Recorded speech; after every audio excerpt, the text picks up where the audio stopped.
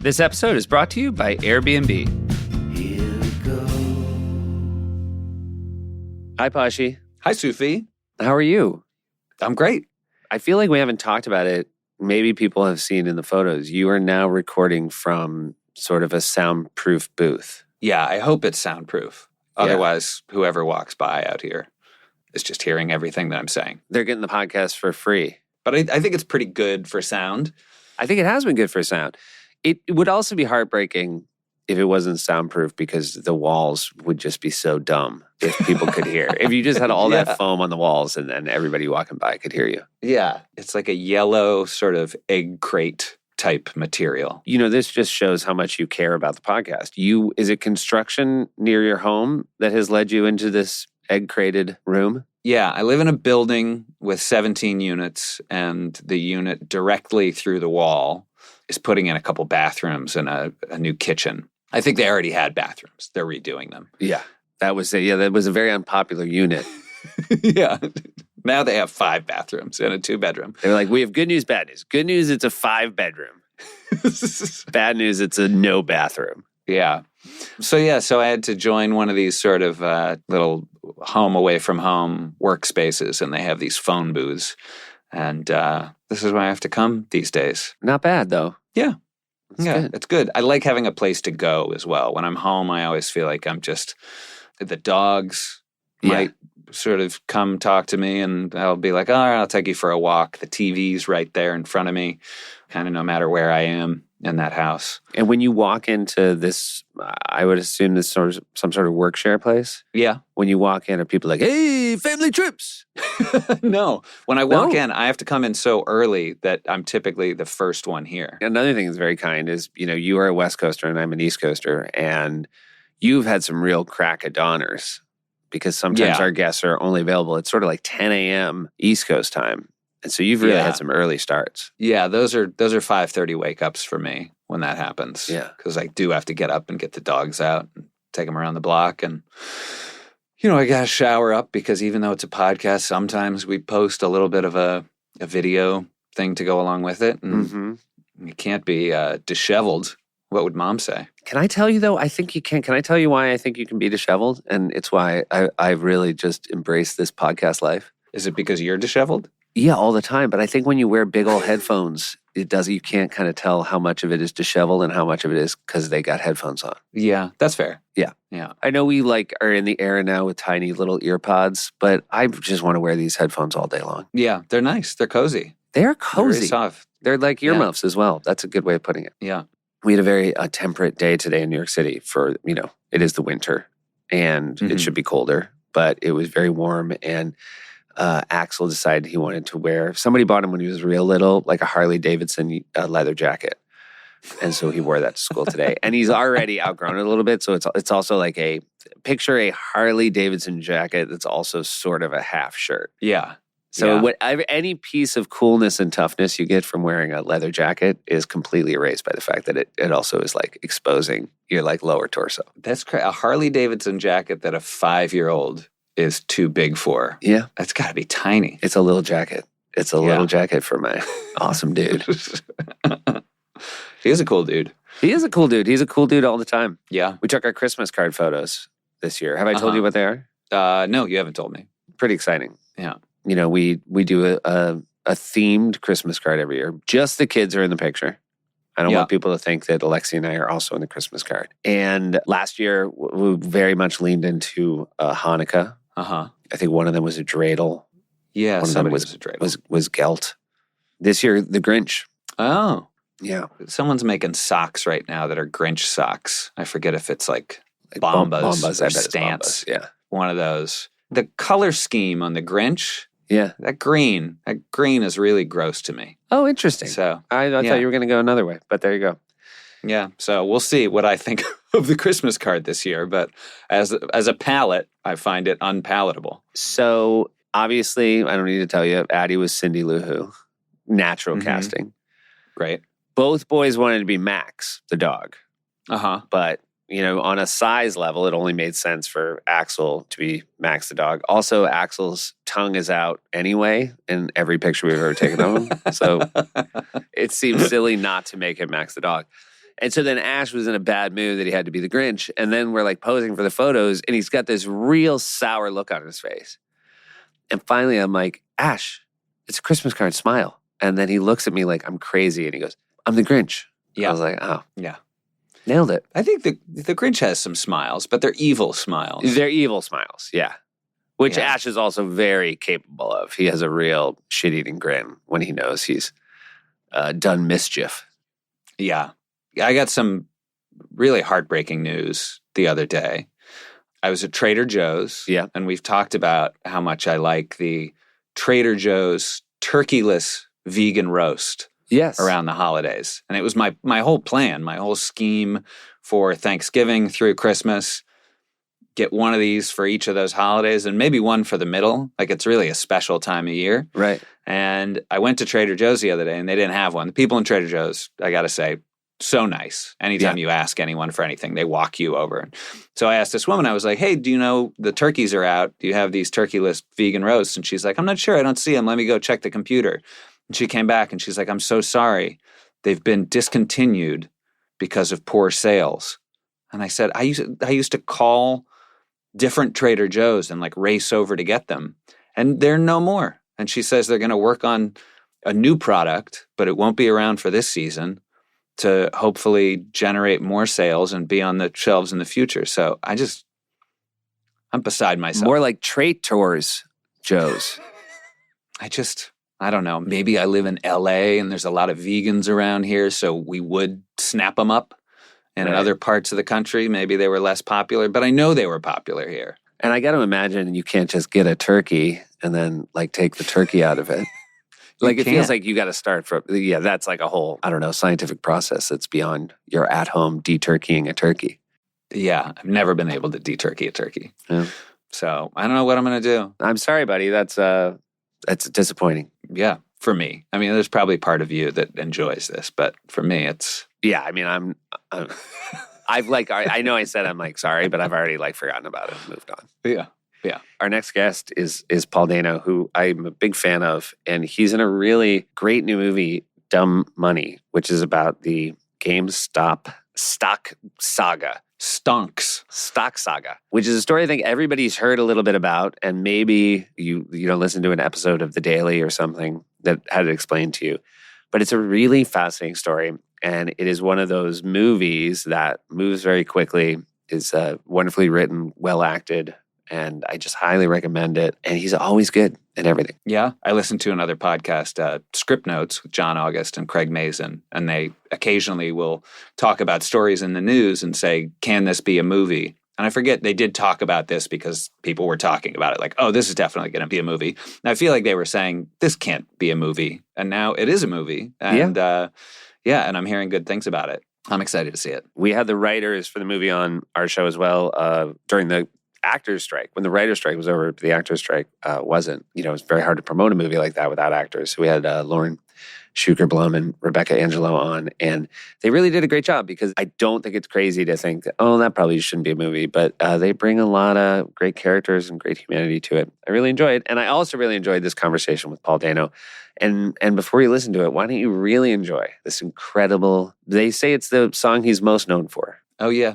Yeah, it just came up over Jesus Incorporated, I want to say. Jesus, etc. Etc. Oh, boy. Jesus Incorporated. Jesus, etc. is number one, and then I think this is number two, and then Jesus Incorporated is his third most popular song. Here's Jeff Tweedy. Family trips with the Myers brothers. Family trips with the Myers brothers. Here we go. Recording. Yes. Hey. Hello, Paul. Oh, golly, look at your setup. I know. Oof. I'm in a weird place. There's construction near where I live, and I've moved into this office now that has these phone booths that are all very color coordinated. I'm in the yellow booth this morning. Nice. Yeah. I'm in a closet. Yeah. You in my look like you're in a house. closet. No, yeah, You look like you're really in a am. closet. Yeah. No, it really Yeah. does look that way. Yeah. Yeah. Now, It's so nice to see you, Paul. I just saw you. You were just on my show. Yeah. And so this is a delight to get a nice longer conversation with you.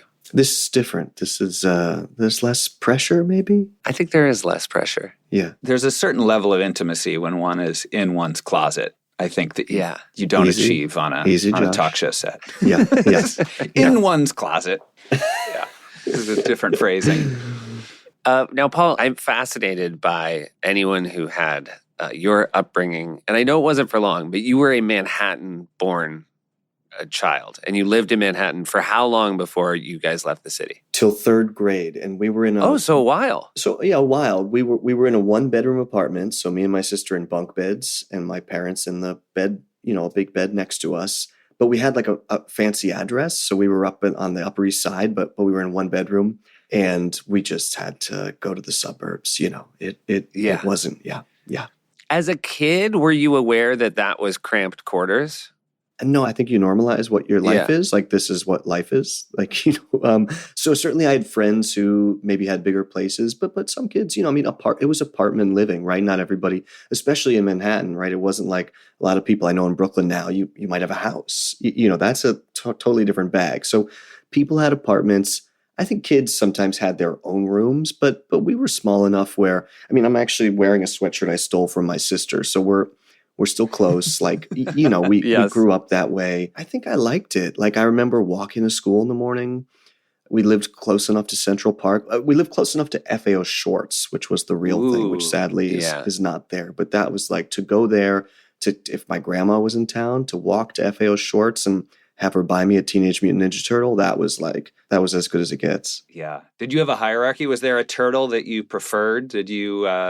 I was a Donatello and a Michelangelo guy. So sort of, the two parts of me. Donatello probably leads, but, hopefully I got a little Michelangelo in there somewhere. Great. I'm a little ignorant to the different personalities of the turtles. What was it about Donatello that appealed to you? Okay. I hit a sore spot. I hit a nerve. Donatello. Either that or I asked the question you've been dying to be asked for years of press tours. Didn't Donatello have a staff? He had the staff. Yeah.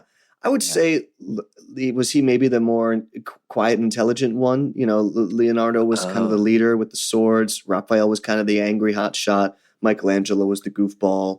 I guess that's slightly different. For us, for people of I think the turtles were important, Seth. Yeah. I know. I'm not denying the importance of the turtles. The turtles were born. So we're from New Hampshire. The turtles were New Hampshire dudes who had like an independent comic. I think they were born in a sewer. I think Ooze went I'm just they're from New Hampshire, the turtles. Yeah, the turtles are from, which is so funny because I don't think there's a single sewer in New Hampshire, and yet so it really speaks to the imagination of those fellas. That's cool. Eastman. Yeah. I have a couple more questions about the one-bedroom apartment. We have a bunk beds for our boys. Older top bunk. Were you the top bunk? Yeah, for sure. Older top bunk. I think you have to do that. Our 5-year-old wants a bunk bed. Bunk beds are just cool, right, for kids? Yeah. But definitely top bunk. The bunk beds that we grew up in are in my parents' house in Pennsylvania now. So my kids now sleep in them when we visit my parents. Oh, that's outstanding. It's kind of sweet. It is strange because kids are pretty little. You were obviously little when you were sleeping in bunk beds, but to put a kid, and Seth, you do this now, a young child in an elevated bed were all a bit disoriented when we wake up in the middle of the night. We might have to go to the bathroom, but were there ever any bunk bed accidents for you, Paul? I think is this one of the things that culturally with parenting over time has just changed? Because I was definitely in a top bunk at 5. I'm not letting my 5-year-old sleep in a top bunk. I'm like, she's gonna fall out. There is a guardrail. I wonder if it was just more normal, where now I have a bit more, and I think parents generally do. I don't remember any incident. There was a little sort of ledge at my feet, and I could, I had a couple items I kept up there of mine, and I remember having a little toy safe, which felt very important. The way kids like this, you learn to count, and you're like, I have some quarters and I keep them in my safe here. No, I liked my top bunk. Don't remember any incidents. My sister was in the bottom. Yeah, but that's funny. Our 7-year-old who's top bunk, he at night will go, because the little guy falls asleep first, and we let Ash, the older one, he has a little nightlight, and we let him read. He brings 50 books into his bed. And he also has 50 stuffed animals. And so when he falls asleep, it's almost like he's shrink wrapped into, like, there's nowhere to even move because of all the pack ratting that he has done in his bed. But I think that idea, like, it's the little shelf, is that the fact that they can have a place that is just for their stuff, I think makes them so happy. That's very sweet. That's very sweet. We don't let, does he go to sleep on his own, or do you say he has to turn out the light at some point? We're getting to the point now where we have to go in and say, enough's enough, because he can really just stretch it out. And then he's so drag-ass tired in the morning that we have to.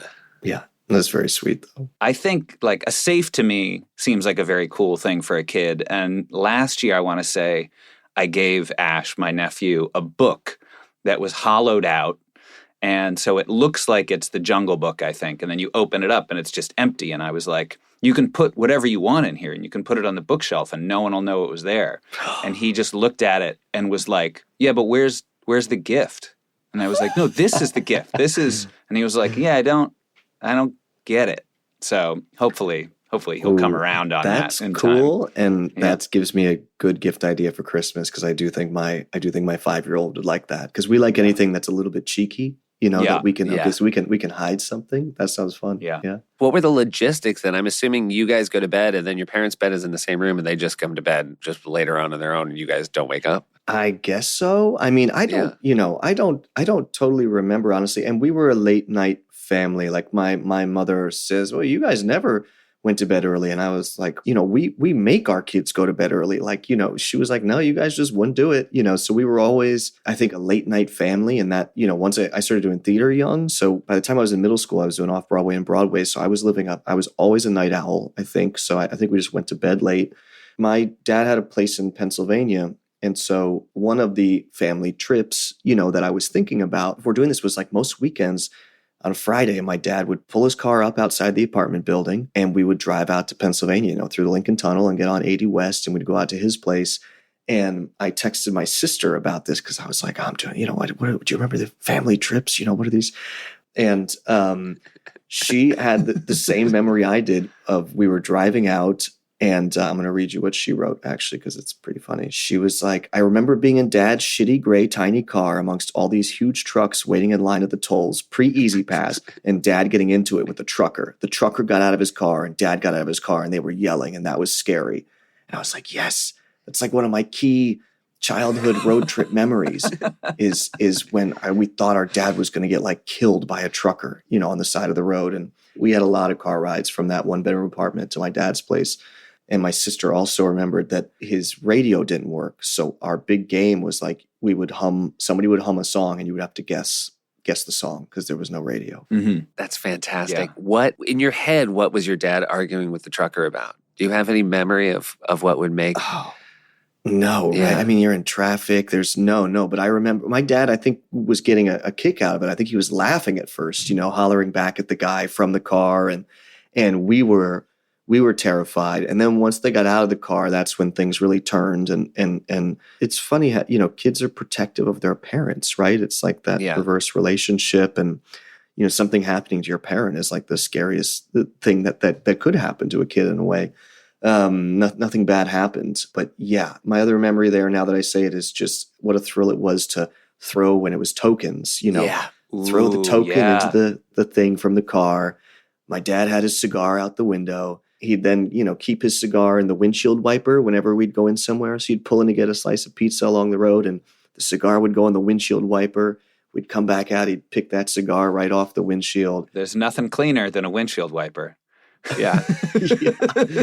Yeah. It's funny. Yeah. I think sometimes you talk about things from the past that were fun, and I think, like, modern kids are like, oh man, that's a bummer we don't do that anymore. I feel like both those examples, kids, if they were listening, would be like, I think I'm all right missing out. Like, when you're like, you can't believe the thrill, because I agree, Paul. The thrill of throwing coins into the basket and watching, especially when because then there was the era where there was a digital counter, and so you could, if you had to hit like 65 cents, you'd start throwing in the money and watching it go up. It was just the best. Yeah. But I do feel like kids listening might be like, I feel like Easy Pass might be a massive improvement. They might not want to be bothered, right? They're on their phones. Also, super, super long lines. Longer lines when you had to throw Yeah, coins sure. into a basket. But I think your kids would Yeah. be crawling over each other to get coins to throw out the window. You're right, Josh. I think I'm forgetting. I'm thinking of teens who look at their phones, but you're right. Yeah. I think Yeah. Paul's kids, my kids would be like, yeah, I might get an inside basket for the car and make them throw change into it when we hit the tolls. You each get to throw a coin. How long was the drive to Pennsylvania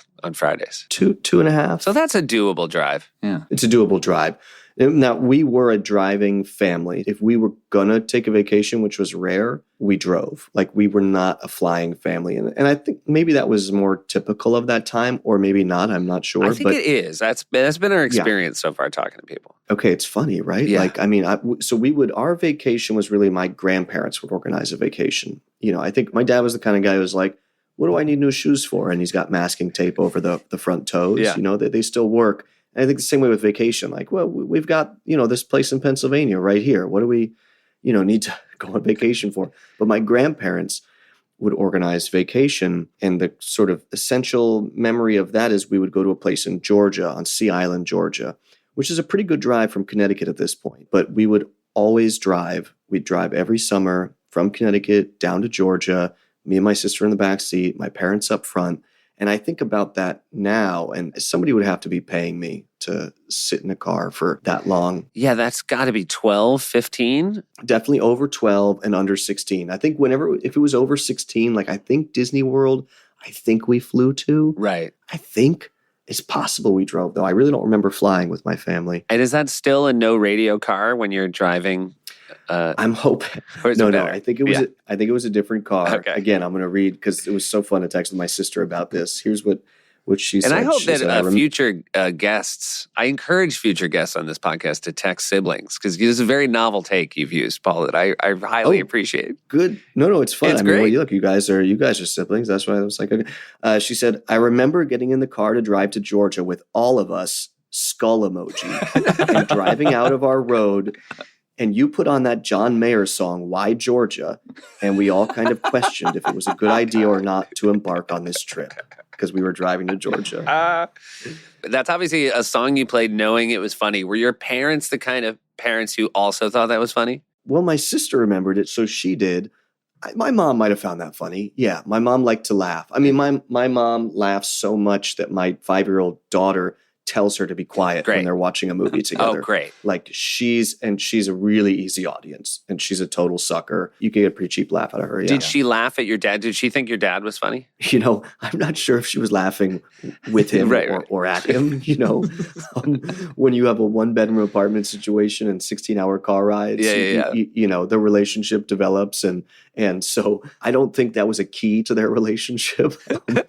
Yeah. When your sister says you're driving with all of us, is that with grandparents as well? Or were you just the 4 of you in the car? No, but funny enough, this is maybe where it came from on my mom's side. At least my grandpa's grew up in Michigan. His dream was to work for Ford Motors. He did forever. They drove everywhere. If my grandparents were going to go to somewhere in Arizona, they drove, from the East Coast. If they were going to Sun Valley, Idaho, they drove from the East Coast. Like it was just their thing. And they, that's a much earlier generation, but they would have driven as well, but just not all in the same car. We never had a camper van, it wasn't that kind of thing. It wasn't a camping family, but it was very, the Griswolds, like that, we still watch the Christmas Vacation movie every year, Christmas at our house. It does remind us of ourselves. Yeah. When you got to Pennsylvania, what was that vibe there? When the 4 of you would go down, was there other members of the Dano clan there? Or was it just the 4 of you? It was just the 4 of us, but we talked about this last night. I have a lot of Pennsylvania-based families, so our Thanksgiving is like 50 to 60 people, which is a lot, and it's at my dad's place every year, and it's just a great memory for me growing up. No, my dad's place is proper, country, not suburbs, country. He's on a lot of acres. There's like logging trails throughout the woods. He has friends who hunt on the property. He doesn't hunt, but it's that kind of vibe. In the summers, he has a bar of soap attached to the little dock on his pond. He likes to bathe in the pond in the summer. Oh, great. Nice. And you can tell this is where I get my manly Yeah, we were wondering. essence from. We were about to ask, where do you get it from? is- But now we know. is my father, Yeah. who's a real, no, he's like got a backhoe, he's that kind of guy. And I love him. I'm just not, I wish I had that Yeah. because it would sound it would sound cool, and I think it would be impressive.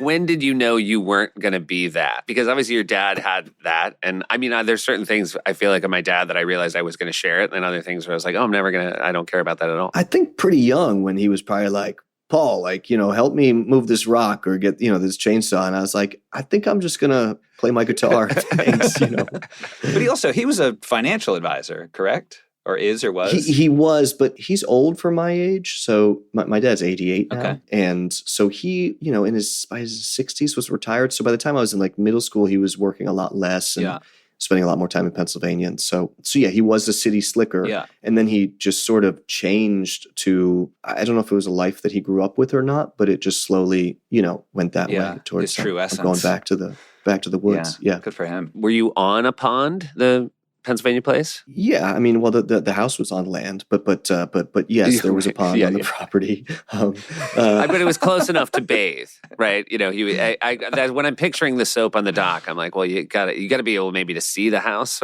from. Yes, yeah, okay, yes, you can. Okay. Yeah, you can. I mean, it's really nice. It's fun to take my kids there. It's a place that's just as if put together at a garage sale. There's just trinkets and weird stuff everywhere. Kids love it there because it's a little strange too. I mean, it's nice. It's the woods in the country, but it's not decorated by someone who cares. Yeah. You keep calling it your father's place. Did he say, I'm buying this place and you guys can come, but it's mine? I think it's that because it predated my mother and us. So it's a place. I think he bought basically, it was like a broken down old dude ranch. Gotcha. Oh, fascinating. And it had to be slowly reconstituted. I think it was not livable when he got it. I think he got it really cheap. Yeah. And then him and I think some family, some cousins and some friends slowly kind of got the place together. Do you have a name for it or is it just like the Pennsylvania place? No, we call it the ranch. The ranch. We go to the ranch. Great. Yeah, the ranch. Yeah. It does sound like now a thing when you were a kid that you were probably excited to go to. For sure. But also because again, my dad had a 3-wheeler, a 4-wheeler. There were guns. Like, it was also fun to bring friends there. You just kind of stepped into a different world. And it was especially fun actually later, like in high school, we could kind of just go there and be reckless, and have a good time. So I have really good memories there. Did you ever get to go with friends where your parents weren't there? Was there ever like, hey, I'm going to take, or was there always an expectation that your parents were going to be there too? I think so, but so I'm going to say this. My parents, I don't think they're going to hear this podcast. Okay. They have cell phones, but not smartphones. Mm-hmm. I think they only turn their cell phone on to use it. Mm-hmm. Yep. Got it. We recently had a family thing in southern Pennsylvania in the spring, and they showed up like 3 or 4 hours late because they were using like a real map. Yeah. Great. So I don't think they're going to hear this, but I think we probably were there alone. But my dad was also the kind of person like, hey, you guys aren't doing drugs out there, right? And we could just be like, nope. And he'd be like, okay. So it didn't really matter, I guess is what I'm saying. Right. My parents will drive to come see us. And it's the two of them in a car. And my wife will say, will you call them and find out when they're going to be here? And I'll sometimes call and neither of them answers their phone. And I'm like, what is the purpose of the cell phones? You're driving in a car. Neither of you wants to have the ringer on. But that's they come from a different era. And I say that knowing full well they will be hearing this. Yeah. Yeah, okay. Yeah. They don't have the ringer on, but Dad also does have the voice on the map telling him where to get off the highway. And that voice always interrupts any conversation that you're having or any flow that might be happening with something on the radio. Wasn't it? I think it was on this that I heard you, Josh, saying that yours is always on Do Not Disturb. Yeah. And that you're never so. Yeah. It sounds like you're just like your dad. Yeah, kind of. But I will look at it and then I will call someone back. I also send an ETA. Yeah. He's That's very accurate. ETA friendly. Yeah. Hey, we're going to take a quick break and hear from some of our sponsors. This episode of Family Trips is brought to you by Nissan. Posh, these days too many people have to settle for the next best thing, especially when it comes to choosing a car. Yeah, but at Nissan, there's a vehicle type for everyone, for every driver who wants more. Whether you want more adventure, more electric, more action, more guts, or more turbocharged excitement, Nissan is here to make sure you get it. Because Nissan is all about giving people a whole spectrum of thrills to choose from with a diverse lineup of vehicles. Sports cars to sedans to EVs, pickups, crossovers. With Nissan's diverse lineup, anyone can find something to help them reach their more. What are you looking for more of, Josh? I like a nice ride. I like a nice sound system. I like something that's comfortable. You like to have room to load up a bunch of gear, go somewhere, do an adventure. I do. I'm never happier than when I have sort of a full car, a roof rack on my car. Makes me happy. And all I need is a cup holder for an iced coffee. And Nissan can provide you with both of those things. So thanks again to Nissan for sponsoring this episode of Family Trips and for the reminder to find your more. Learn more at nissanusa.com. We are supported by Airbnb. Hey, Pashi. Hi, Sufi. I love an Airbnb because I like taking vacations with a group. I've taken so many great vacations with groups, and they've really been made that much better because of staying in a place that has so much space, a place where everyone has their own room, and then a place where everyone can sort of convene in a nice living room or in a nice private backyard. Yes. I think my favorite part about the group stay is the morning convening in a kitchen. I like when I'm in a city with friends and we've gone out to a great restaurant and then we've gone out to a great bar and everybody comes home and goes back to their beds. When you stay in a different location as your friends, it's like noon or 1 until you all run in together. But if you got that kitchen and everybody just sort of starts wandering in and making their coffee, it's especially when it's like college friends. Yeah. It is a real reminder of what college used to feel like. You know, we had we were talking to our friend Will Forte about the wonders of a jigsaw puzzle. Yeah. And I think when you have a shared Airbnb, you just come in first day, find that coffee table, start the jigsaw puzzle, and then that is the center of your universe for however many days you're there. It really is. At an Airbnb, there's more opportunity for conversation and catching up in a way that is just comfortable and familiar. It's the best. Here we go. So how often do you get to bring your kids to the ranch? Well, we're going on Wednesday, going for Thanksgiving. Great. Yeah, we go every so often. I mean, one thing Alma really loves out there, my daughter, is there's an old roller rink out there, like a real blast from the past kind of place. And it's actually kind of awesome, like the lights, the disco ball. It just feels great. So she loves to go rollerblading. She's happy to go. She gets spoiled by grandma and grandpa. But honestly, we go out there like once a season, I want to say. Okay. They would like us to more, but I think with just life, Right. It's like, okay. It's getting 2 kids in the car. I mean, This is the thing now, thinking back that we did it almost every weekend. Man, getting our 2, well, one of them was a baby, one of them was 1, but getting our 2 kids in the car, that's just a whole thing in itself. It is a whole Getting thing in everything itself. packed up. Yeah. I do want to know, because your daughter is 5, is that right? Yeah. What are her skills on rollerblades, roller skates? Oh, just going around in a circle. But she can slowly. stay on her feet.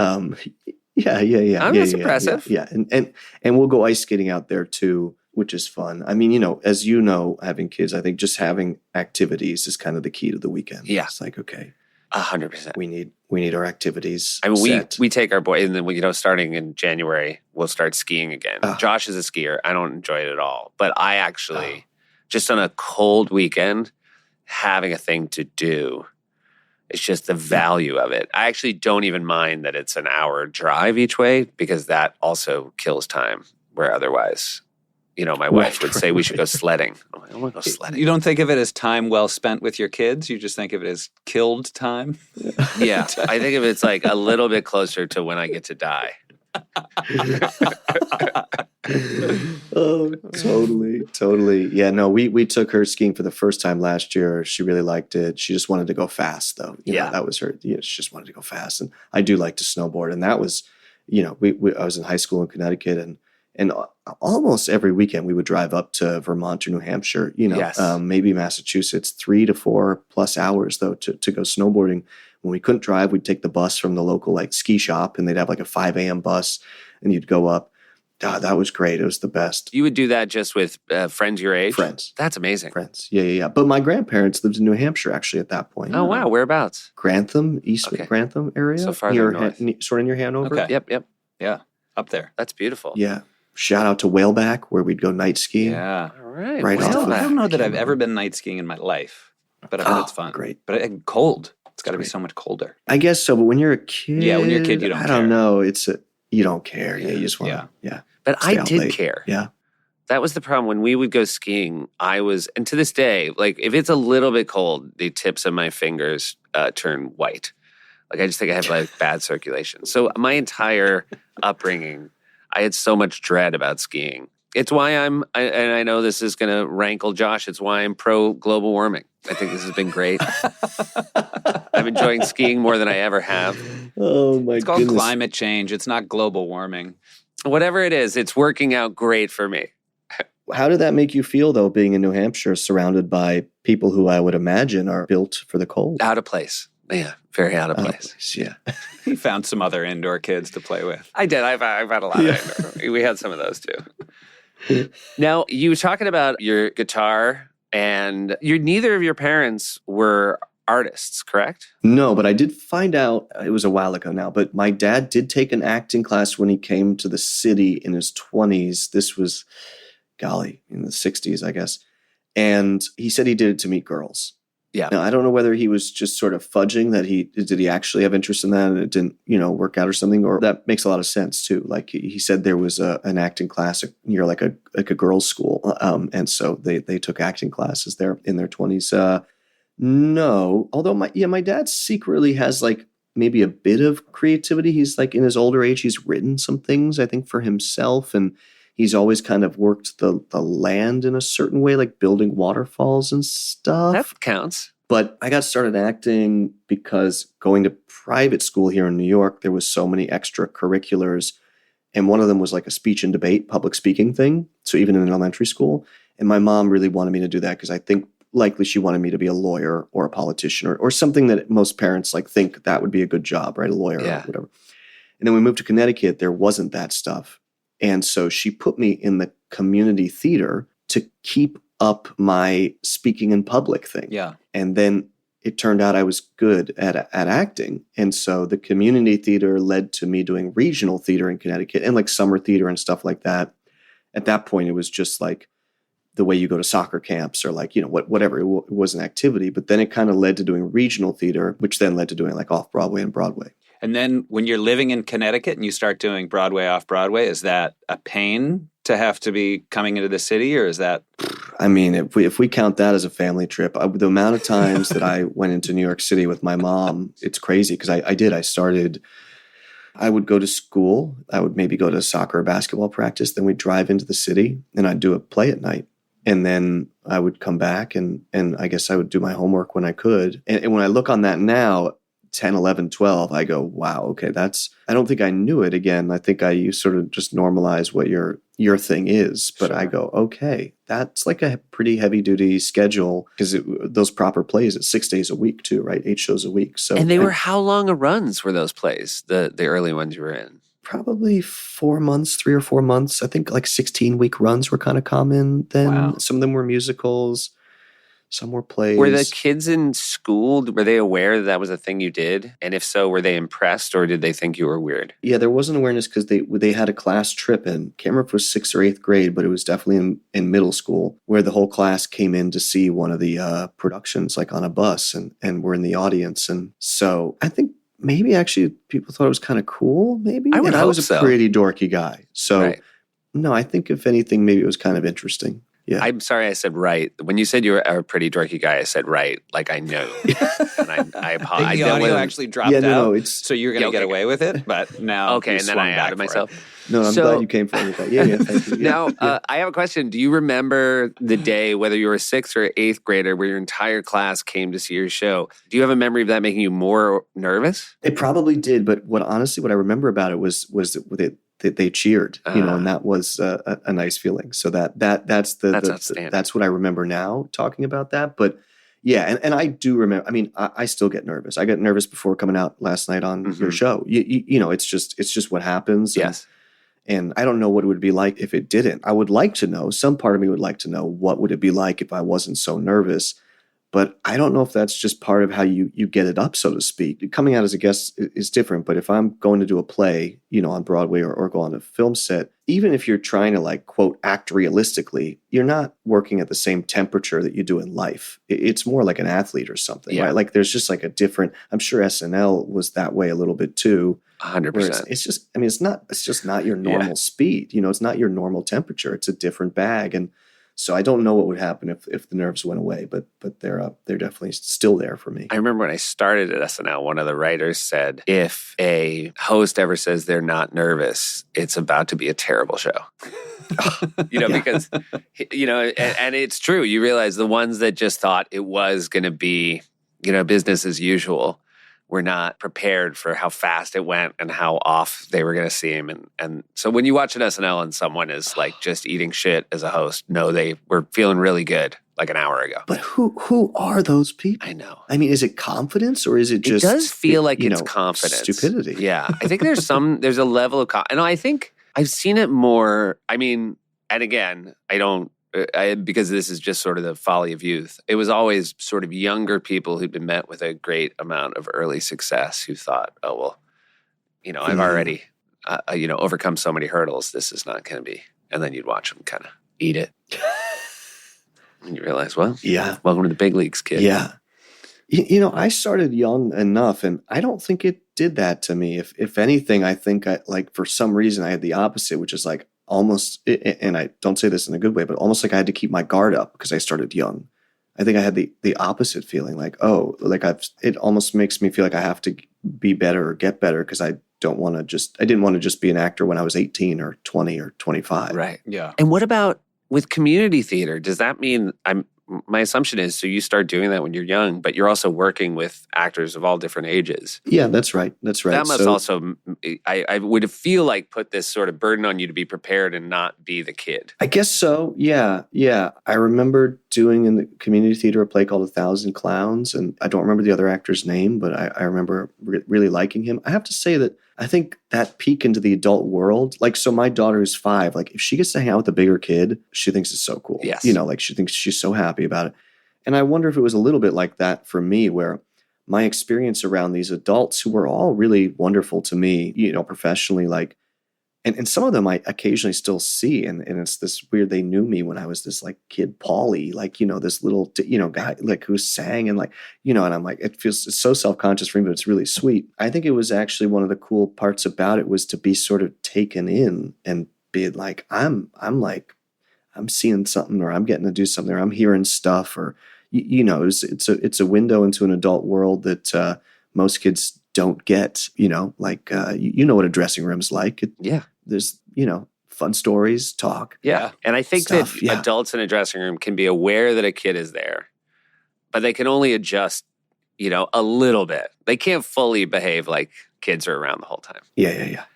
1,000 Clowns, I just want to say real quick, which I've never seen, is a movie our dad always says is fantastic. And he's been saying it since I was like 9. I feel like it's like some weird rebellion against my dad.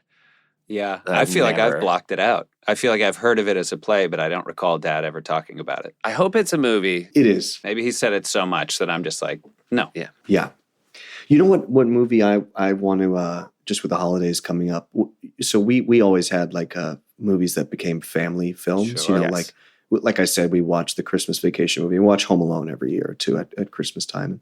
And it's not going to fly in my family, but I really want Tony Erdmann to be my family's film, me, Zoe, and our kids. Have you guys seen Tony Erdmann? No, but it's on my list. I have a website that tracks things to watch. I'm so glad you brought this up. I just saw Tony Erdmann. Like within the last month, I saw Tony Erdmann after so many people saying to watch it. It's unbelievable. It's so good. It's so good. I wonder if our parents will like it. It's a little slow. Yes, it is. But for my, like, at least for my new family with my kids, right? I'm like, because a good dysfunctional relationship between a father and daughter. And I'm like, okay, that's funny. That's what I would love for to be our little traditional. If you said, can you pick Paul Dano and Zoe Kazan's family Christmas movie for their kids, and somebody said it was Tony Erdmann, that would be exactly the funniest answer.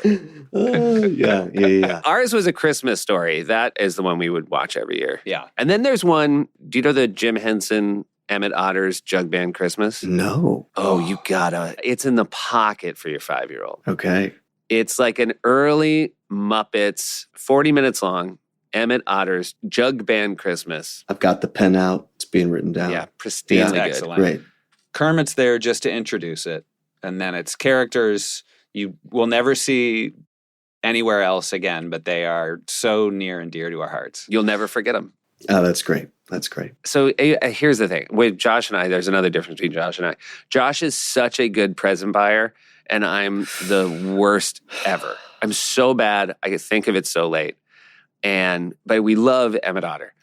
And this year, I like in November, whatever now, I think, oh, I'm going to look and see if there's any Emmett Otter nonsense on Etsy. And sure enough, somebody makes these beautiful Emmett Otter dolls. And I'm like, great. I'm going to get a whole set for Mom. Josh is going to finally eat shit. I will have it. So anyways, I order it. And like after I click, it's like, well, they'll be ready in like 5 months. I'm like, oh, man. And so then, making matters worse, on Christmas Day, we all unwrap them. Josh has also bought them. But Josh bought them, whatever, in April. No. Yeah. The woman that makes them is like in Romania or something. And like makes each one by hand. I don't think they even have them ready. It's like when you click buy, they go to work making them. That's so good. That wasn't even the biggest burn because it was opening it. I was like, son of a gun. Because he got me a set too. They're great. I love them. But the real burn was like in March when mine came. And I was like, I don't even know what to do with these now. That's so good. This is like Confederate money now. I get the idea early, and then I just don't click the button. Yeah. Then it's like a week before, and I'm like, oh my God. Yeah. We're recording this in mid-November. Josh, have you bought Christmas presents? A couple. Yeah. A couple. Heartbreaking. Yeah. I'm already so far behind. That's a couple better than me, Josh. But Yeah. I've got Do you some think, ideas. Josh, just be, Mom likes Starbucks gift cards, right?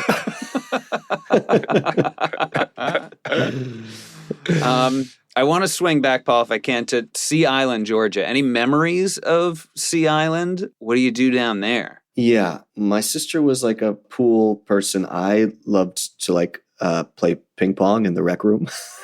Oh, yeah. So, a good rec room. It's hard to beat a good rec room. We loved a rec room. It was great. It was great. And I'm still okay at ping pong, but literally from like the 3 summers we spent there in elementary school, middle school, I became obsessed with just playing ping pong down there.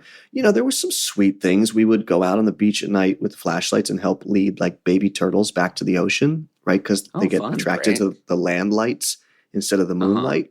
So you can go help them like get back. I do remember the classic thing of like, how many shampoos can we take home, from this hotel? And everybody in the family, the uncle and my dad, okay, like how many, so just like taking shampoo from a hotel. I'm glad I don't still do that or need to do that. That's a nice, right. Mm-hmm. Is the ranch in Pennsylvania just full of Georgia soaps and shampoos? Yeah, from 1996. yeah. Would you go to the hotel for a week? Was it 2 weeks? How long would you go down there? Yeah, I'm going to say a week. I'm going to say 7 to 10 days. 2 weeks sounds long. Yeah. There would be a little other family down there. I'm not a beach person. I can be okay with the beach if the water's like clear and blue, but I've never been like a big U.S. beach person in general. So yeah. I don't know what he says about me, but ping pong is the first thing that comes to mind. Yeah, we're not. That's all right. We're not big beach people, I wouldn't say. Yeah, we're not. Well, if there's a game happening on a beach, I enjoy it, but I don't. Yeah, I can find no. Every other place is a better place to read. When people say, "Oh, I love reading on the beach," I'm like, "What part of it is me better too. than the I'll couch?" Just fall asleep. It's too bright. Oh, you know what? That I really loved that as a kid. Now I would be like a little more. I would still do it, but a buffet. Yeah. Like the buffet at this place, just that was like the coolest thing. I thought, we're going to get to go to the buffet and you just get to eat all you want. You pick out just what you want and you custom make your plate and get pancakes and French toast and waffles. Yeah. Now I'd be a little bit more suspect of a buffet. I'd be like, okay, what are they serving? How long has it been out there? Okay. Hey, we're going to take a quick break and hear from some of our sponsors. This episode of Family Trips is brought to you by the McDonald's app. Sometimes I'm heading to work and I'm craving a sausage McMuffin with egg and a premium roast coffee, but I stop, the line's too long, and I just bail. And I'm brokenhearted because once you have that in your head, it's very hard to get out of your head. But now, with the McDonald's app, just order in the app, pick your favorite location, select curbside or counter, and then head to McDonald's and boom, your food is ready. That means no waiting in line, no dealing with a lunch rush, just some hot and fresh McDonald's that's ready when you are. And now that's a VIP experience. And then I'll bring it up to the office. My writers are like, hey, I was going to do that too, but the line's too long. And I'm like, well, that's because I'm smart and you're a dummy. Order ahead in the app to save time. Prep while you're on the way excludes drive-thru at participating McDonald's. Copyright 2023 McDonald's. This episode is brought to you by U.S. Bank. I am a foodie to the core. You know that's true, Pashi. Yeah, you are. Whether it's in the kitchen, trying out a new recipe, or checking out the latest trendy restaurant, and I can earn rewards every time I braise a lamb shank or devour the chef's special at my favorite eatery with the U.S. Bank Altitude Go Visa Signature Card. I love going out. I also love ordering takeout. There's a Thai food restaurant in my neighborhood that twice a week I order the same meal from. It's basil chicken. And Alexi, my wife, always says, why do you get the same thing every time? And I say, because it doesn't matter what I get. I'm earning 4 times points when you go out for dining or order takeout and restaurant delivery. Plus, earn 2 times points when you shop for or order your groceries. Think of all the rewards you'll earn every time you make pasta primavera or grill a steak or bake an apple pie. Just make sure your treadmill is in working order. Mackenzie and I very often will order from Salaya Thai out here in Los Angeles. Not only is it all plant-based, Seth, but it is female-owned, and that makes us feel good about it. That's fantastic. Good for you. I'm proud of you for feeling good about yourself.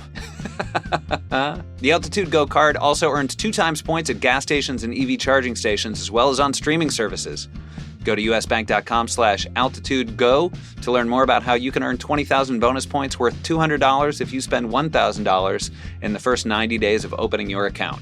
Eat out or eat in with the U.S. Bank Altitude Go Visa Signature Card. Visit usbank.com/altitudego to apply. Limited time offer. The creditor and issuer of this card is U.S. Bank National Association pursuant to a license from Visa USA, Inc.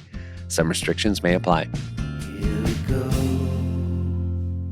I don't know how you guys are, but my wife is very on it with how healthy the kids eat. And she takes nutrition very seriously. And I celebrate it. The kids are, healthy and they've got a lot of energy. It's great. But now they go to school and it's basically, they decide what they're going to have for lunch. It's not like there's an adult, there's a teacher there, but they're not going to sit with every single kid.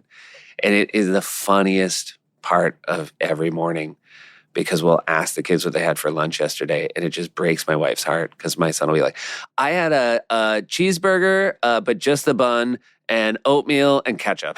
It's just like, it's all carbs and ketchup. Yeah. But you can't Every day. stop. I mean, kids are kids. As long as they're eating. As long as they're eating. Yeah. I agree. Ketchup is a side. You and your sister are, 4 years apart? 2 years. 2 years apart. She's 2 years 2 younger. years, only 2, My little but- sister. Yeah, that's she great. lives pretty close. We share a car, in fact, because we don't really need a car in the city, so we share one. So we're really close. I think we're not like we tell each other everything, but I don't know who tells each other everything. When I hear people say that, like we tell each other everything, I'm like, come on. I don't tell my wife or my shrink everything.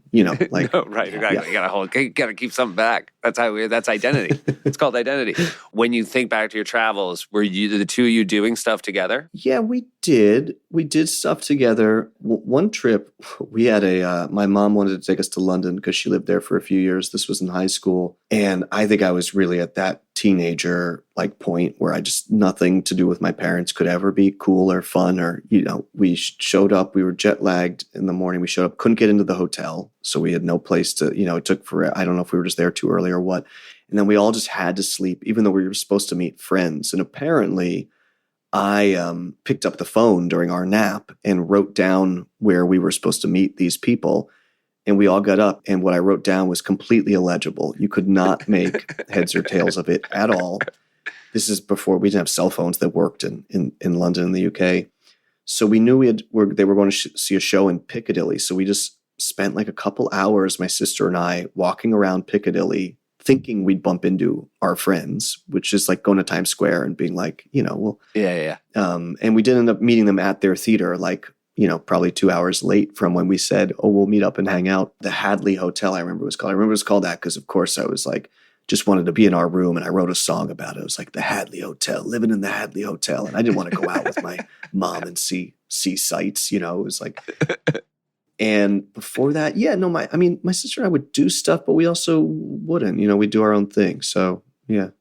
Any other trips outside of going to the ranch and going to Sea Island that you can recall? Like when you went to Disney, do you remember how old you were there? No, what I remember that is I had a sleepwalking incident in Disney, and I left our hotel room in the night. And I think I even went outside, came back, tried to go to the soda machine, didn't have any money, and then came back to the room, apparently. And that was the big highlight. I also remember it was such a big deal to go to Disney, right? And then, of course. And I just remember then some of the rides, like thinking I wanted to do them and then waiting in line like 90 minutes and then being like, I'm not going on the roller coaster, and it'd be like, this was young. I can't remember exactly what age, but it was like, I wanted to do the thing that people said. Then we did it and it ended up being fun. My grandparents also lived in North Carolina. So we just had a lot of car rides, Me and my sister in the back seat. One of the things she texted, which I didn't read on purpose, but I will because I can clarify it, is she's like, I remember, the time driving out of the road with the song. She's like, I remember when you gave me a fat lip in the back seat. And I was like, what? And I was like, what was that? She's like, no, we were just playing, and it was her stuffed animal named Tibby, her sea turtle named Tibby. And I think I whacked her in the face with Tibby, and she got a fat lip. She still remembers that. Yeah. That's a real reminder that these are lifelong traumas. When your kids are in the backseat and you're like, cut it out. Just know whatever happened there, they'll be talking about on podcasts like 50 years from now. Oh, golly. Yeah. We with our kids, we each choose a song. I mean, Lou is one. He can't choose a song. So Zoe or I'll choose a song for him. But we just go around. We each choose a song. That's a pretty fun way to share the car ride. Yeah. What kind of songs is Alma picking at 5? She'll go through, phases of being obsessed about one song. Sometimes it's something from, Frozen or Encanto or whatever, but sometimes it's like Jesse's Girl or Crazy Train. She was really into Crazy Train for a long time. And then there's, do you know the Freeze Dance song? Oh, no. I don't think so, no. It's good. Am I, you're saying it's good? No, it's good you don't know it. Oh, good. That's right. Yeah. It sounds like I would hate it. And I feel it's very unfair to judge it on its title, but that sounds like a disaster. Yeah. No, it's a total, yeah. But she likes, she'll like certain songs of ours, especially if we dance. She likes to dance. So as long as I can like be a little silly with her, like she'll listen to our music too. So it's really, that is one of the really fun things about, I guess, kids or her age or whatever, is like really like silliness is kind of the prime commodity. It's like, okay, if you could be silly, like we're good. So yeah, that's fun. We were talking in the intro about how much I loved Dumb Money before you got on, but you filmed that locally. Is it great when you get to film close to home? Well, it is now. And funny enough, I used to not like it. I used to like being on location because you just get to check out from your life. And I don't even necessarily mean in a super character-based way. I mean, like even just like not getting your mail, you just don't want to have to like, if you're working super long days and, you're only doing it for a couple months usually. And so you just, to get that free pass, so to speak, from friends, from family, I used to really like that. And then I'd come back and I'd have my time, in my normal life. So I liked them being separate. But as soon as I became a parent now, it's like, we shot in Jersey. I'd commute from here to there. It was super easy because you're getting up so early in the morning anyway. There's not a lot of traffic. And yeah, that's a real blessing. We also filmed that. I finished filming that maybe a week before Lou came. Oh, wow. And we moved into a new place like a week before Lou came as well. So we chose to kind of just, it's like the last minute Christmas present buying. We're like, okay, we have another kid coming. We're in 2-bedroom. Let's shoot a movie and move, a week before the baby comes. That's how we did it. Well, I imagine that's then all you do for the first months of that child's life is we're going to get this house right and we're going to start to learn how to be a family of 4. That's right. Yeah. And it's been a nice year. The strike, my sister is a costumer. She's a crew member. The strike was not a great thing. But for me, one silver lining was that it was actually a really nice moment for us just with our baby and our sort of home to like, okay, like let's adapt to this and sort of make the most of it. And it was much better than the pandemic for me because the pandemic, we didn't have childcare and there wasn't school yet for Alma. So that was like a lot harder where this was like, okay, like I'm actually like in in my house and have some time to be with them or read a book or watch a movie or Zoe wanted to organize the basement. That was thrilling. That's exciting. That's a really fun thing to do. All right, before we let you go, Paul, you have to answer some questions. Oh, boy. These are the questions we ask all of our guests, Okay. and Josh is going to take the lead. Okay, here we go. You can only pick one. Is your ideal vacation relaxing, adventurous, or educational? I want to say relaxing, but I think it's a lie because I'm not good at relaxing. I think educational is actually me. Excellent. What is your favorite means of transportation? Train, plane, automobile, boat, bike, your feet? I like to drive myself. I like to be in control. When I'm on set on location, I self-drive. If I'm in a city, I won't because you don't know it in London or something or New York. But otherwise, I want to drive myself. I like to, otherwise, train. I love a train. Yeah. Does a movie set give you a hard time when you want to self-drive? Yes, or are they a little? They do. Yeah, they do, right? And occasionally I've not been able to. But for the most part, it'll work itself out. And I honestly really prefer it. I like having that moment alone in the car to just be with myself in the morning. It helps wake me up and focus. I feel like they're like, you know what? Paul's going to make it. I bet your co-star Pete Davidson, they're like, we can't let Pete self-drive. We're sending 2 cars for Pete. All right. If you could take a vacation with any family other than your own, alive or dead, fictional or real, which family would you like to take a vacation with? Oh my God, what a question. It's good, right? Okay, being totally honest, I'd want them to be pretty well off and do something, that I wouldn't do. Family, vacation. Oh God, what do people say to this? I should have prepared.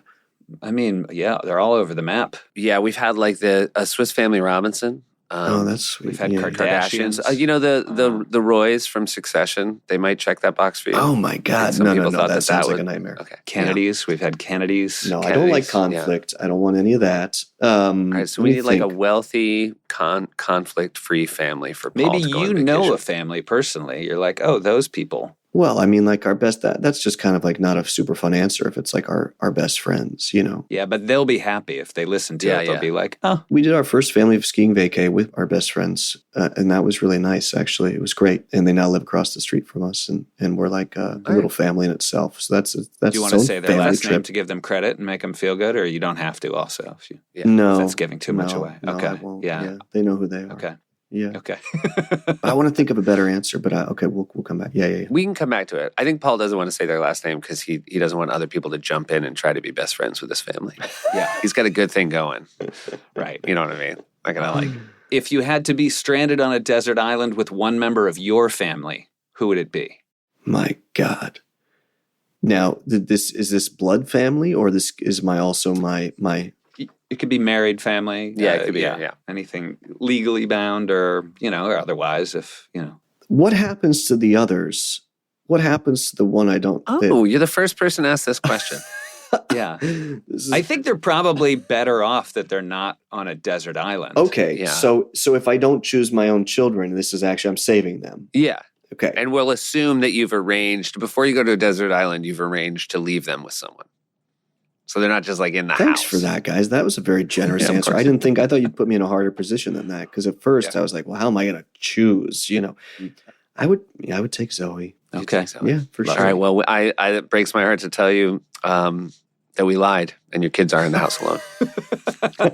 So good luck, Good Alma. job. You're a hell of a now. parent, Paul. You're a hell of a parent. What do you consider your hometown? Is it Manhattan or is it Connecticut? You know what? I say New York for sure, but in my essence, I think my adolescence being in suburban Connecticut is a big part of what defines me. So, all right.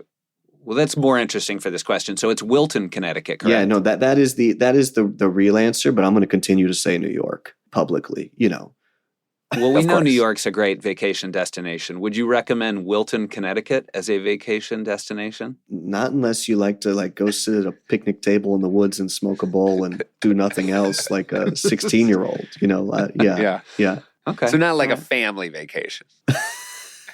By the way, the town of Wilton right now, if they're listening, is like, that's what he remembers us for? Oh, yeah. No, I know. The smoke-a-bowl Yeah. picnic tables? We got to take the picnic table down. Eesh. Yeah. And then Seth has our last questions. Have you been to the Grand Canyon? No. Do you want to go? Yeah. But not like really. I feel like, why not? Honestly, so Sure, my but favorite. why not? Do you want a few knots? Oh, sure. Seth can give you some nods. Do you really? I mean, Paul, come on.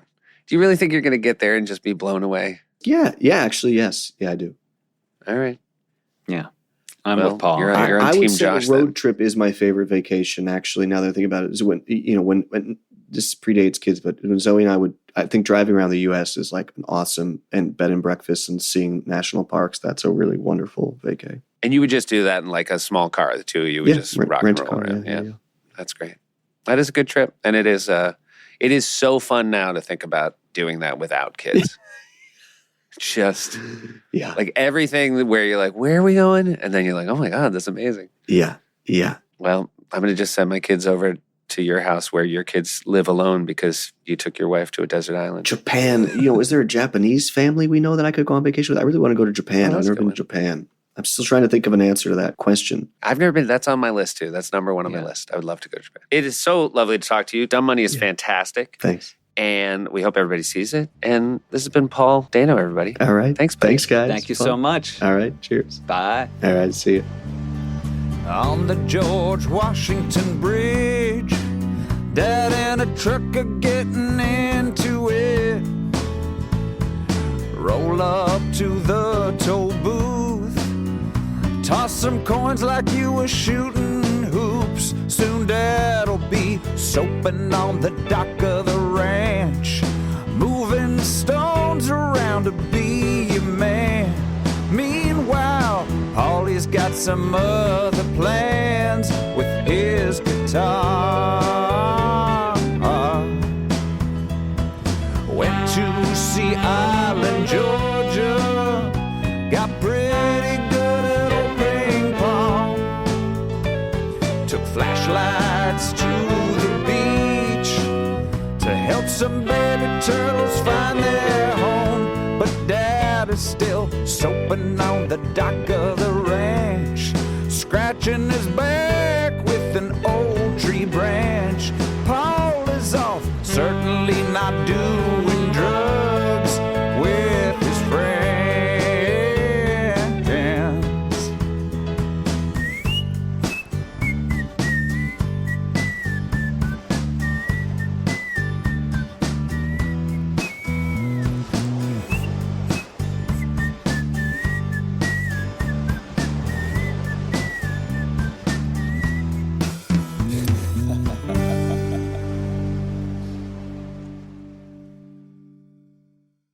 Thanks to Airbnb for sponsoring this episode.